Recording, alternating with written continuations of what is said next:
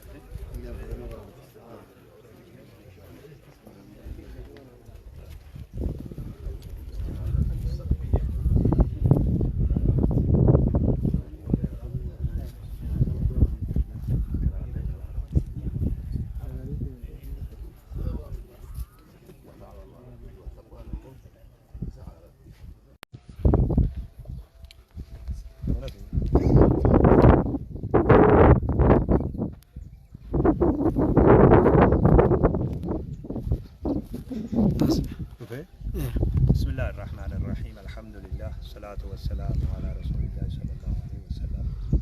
السلام عليكم ورحمة الله وبركاته. وروي الله خلص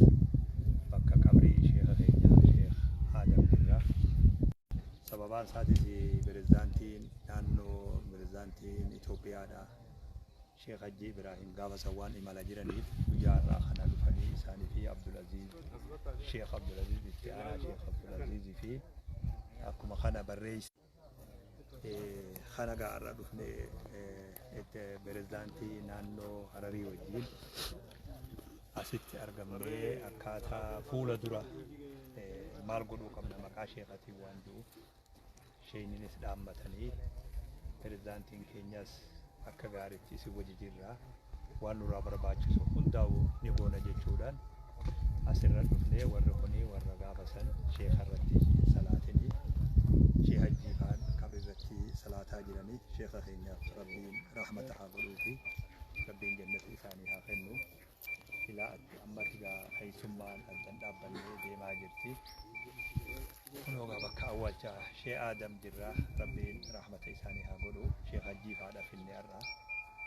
akkasitti sheekni salaataa jiranii waan bareedduu takka maqaa sheekatiin waan mul'atu tokko waqfii bakka galiitis tahee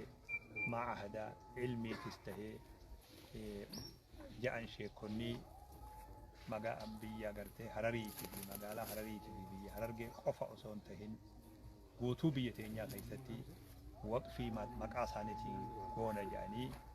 akkasitti isaanis baay'ilama godhanii jiranii akkana fakkaata kunoo har'aa asirraayii ganda suqul ganda sheekhaa araddaa suqul ganda bakka majliisa sheekh Aadam rabbi rahmata isaanii haa godhu bakka san jirra ulamaa'ota hedduu as jira warra jira dhawaatii fi naannoo Harariitii fi warra shiyaasan kombolchaatii fi shimmoo sheekh Usmaan Taajuu sheekota hedduu waa barsiisuu as jira Haji Tawfiiq warra gartee bulchiinsa naannoo Hararii baay'eetu bakka kana jira har'aan tana shee hajjiifaa hojjisaa waa godhachuun pirezidaantiin naannoo Harariitis gaafa sawwaan imala turaniif har'a waliin taaziyaa rabbi waliif fidee taaziyaa waliin godhaa jiranii inshaallah gaa rabbi sheekhaaf rahmata haa godhu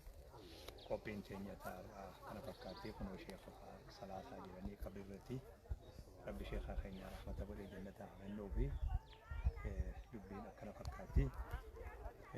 waan jaayyoo qabaatamee isaan laalla yeroo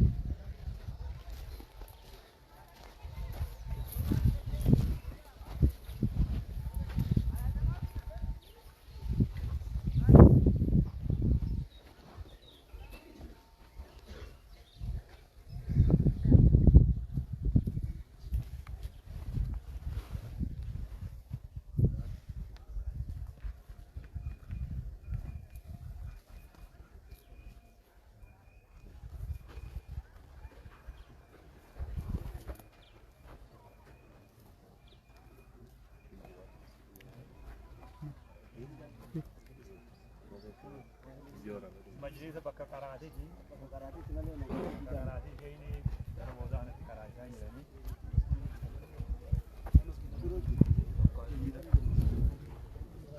Sekarang segala malu.